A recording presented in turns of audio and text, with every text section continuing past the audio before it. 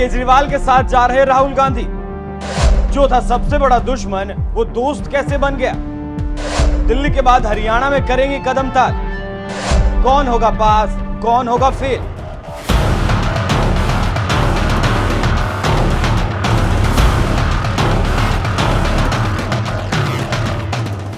अगर आपसे कोई आपका अस्तित्व ही छीन ले तो शायद आप दोबारा उसकी तरफ मुड़कर नहीं देखेंगे। ये सब होता है आम जिंदगी में, लेकिन खास जिंदगी में ऐसा नहीं होता।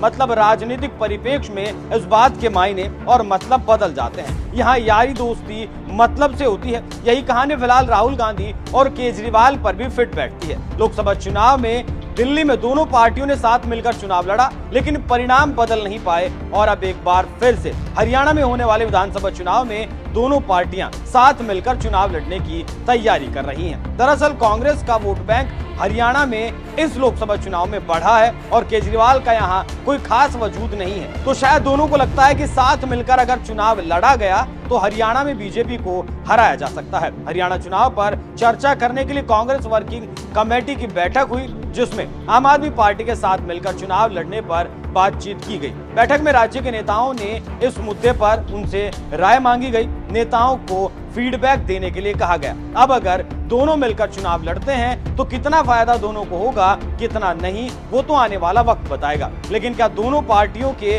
कार्यकर्ता इस गठबंधन के लिए तैयार होंगे? ये एक बहुत बड़ा सवाल है, क्योंकि दिल्ली और पंजाब की कांग्रेस इकाई और आम आदमी पार्टी की यूनिट एक दूसरे से अक्सर खफा रहती है। पंजाब में तो हालात इतने खराब हैं कि लोकसभा चुनाव में साथ मिलकर नहीं लड़ सके। यहाँ एक और कहानी समझ लीजिए। दिल्ली में आम आदमी पार्टी ने कांग्रेस की जमीन हथियाई थी। पंजाब में भी आम आदमी पार्टी ने कांग्रेस की ही जमीन हथियाई है, लेकिन फिर भी कांग्रेस केजरीवाल के पीछे है। तो इससे दो बातें समझ आती हैं। पहली तो ये कि क्या राहुल गांधी इस बात को समझते हैं कि उनके अंदर अभी भी वोट लेने की वो क्षमता नहीं है और केजरीवाल उनसे ज्यादा वोट बटोर सकते हैं। दूसरी ये कि क्या केजरीवाल के हाथ राहुल गांधी की कोई नस लग गई है या कोई राज उनके हाथ लग गया जिसके चलते राहुल को बार बार केजरीवाल के सामने झुकना पड़ता है, या फिर राहुल केजरीवाल की लोकप्रियता का फायदा उठाना चाहते हैं। और अगर राहुल यही सोच रहे हैं तो ध्यान रखें कि अगर केजरीवाल को हरियाणा में जरा सी भी जमीन मिल गई तो फिर हरियाणा में भी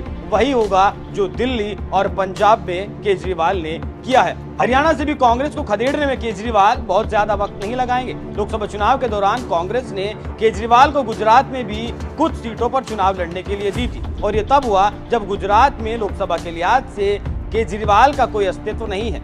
राहुल की जमीन पर केजरीवाल लगातार कब्जा करते जा रहे हैं और राहुल को लग रहा है कि केजरीवाल के सहारे वो सत्ता के शीर्ष पर पहुंच सकते हैं। लेकिन कांग्रेस को ये भारी पड़ सकता है, क्योंकि जिस कांग्रेस के पास हरियाणा में पिछले 10 साल में एक भी सीट नहीं थी, उसने इस बार बीजेपी की जमीन को हिलाते हुए 5 सीटों पर जीत दर्ज की। इसी टेम्पर को अगर कांग्रेस बना कर रखती तो शायद हरियाणा चुनाव में उसके लिए स्थिति बेहतर हो सकती थी। लेकिन अब लगने लगा है कि बिना बैसाखी के राहुल गांधी चल पाने में नाकामयाब हैं और जिस दिन ये बैसाखी हटेगी उस दिन राहुल बेबस नजर आएंगे। अगर बात करें आम आदमी पार्टी की तो हरियाणा की जिम्मेदारी केजरीवाल ने सुनीता केजरीवाल को दी है। सुनीता ने हरियाणा में चुनावी घोषणा पत्र भी जारी किया और सारी रणनीति भी वही तैयार कर रही हैं। केजरीवाल का पिछला ट्रैक रिकॉर्ड अगर देखें तो इस गठबंधन में सबसे ज्यादा नुकसान राहुल गांधी को होने वाला है। वैसे आपको बता दें कि 90 सीटों वाले हरियाणा में 5 अक्टूबर को चुनाव होने वाले हैं। लगातार 10 साल से बीजेपी की